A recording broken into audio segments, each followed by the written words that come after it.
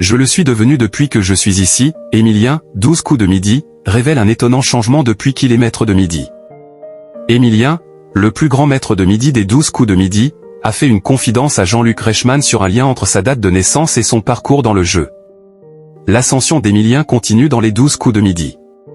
Ce vendredi 13 juin, le plus grand maître de midi de l'histoire du jeu de TF1, mais aussi recordman de participation à un jeu télé pour un homme dans le monde, a signé sa 624e participation dans l'émission de Jean-Luc Reichmann. Et l'étudiant en histoire originaire de Vendée, actuellement à la recherche de sa 23e étoile mystérieuse, ne compte pas s'arrêter là.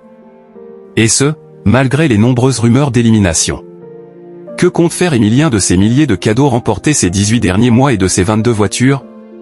Le maître de midi a répondu cash, il ne compte rien garder sauf un cadeau particulier.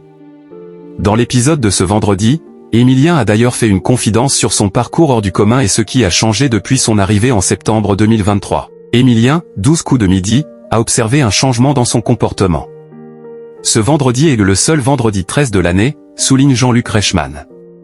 Il demande au maître de midi, vous êtes un peu superstitieux, vous, Émilien? Ce à quoi il répond, pas tant que ça. Surtout que je ne peux pas trop me le permettre, je suis né un vendredi 13.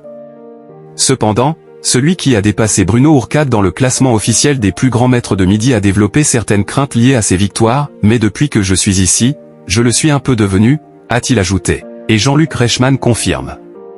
On répète toujours les mêmes mouvements, les manchettes, les lunettes, vos petits tics.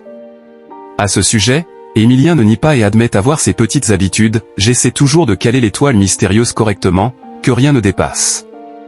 Je fais toujours un peu les mêmes gestes dans le même ordre, j'essaie de toujours passer au même endroit.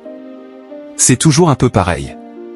Quand Émilien va-t-il quitter les 12 coups de midi? Le 10 juin dernier, sur les ondes d'Europe 1, Jean-Louis Blot, président d'Endemol France, a répondu aux rumeurs d'élimination d'Émilien dans les 12 coups de midi. Il y a eu, sur les réseaux sociaux, des petites fuites, en disant qu'il allait être éliminé dans les prochains jours. Est-ce que c'est un vrai problème pour vous ou vous vous dites que, finalement, ça promet une belle audience pour le jour de son départ, demande Thomas Hill. L'invité d'Europe 1 répond, de toute façon, on est obligé de vivre avec ce qui se dit sur les réseaux sociaux.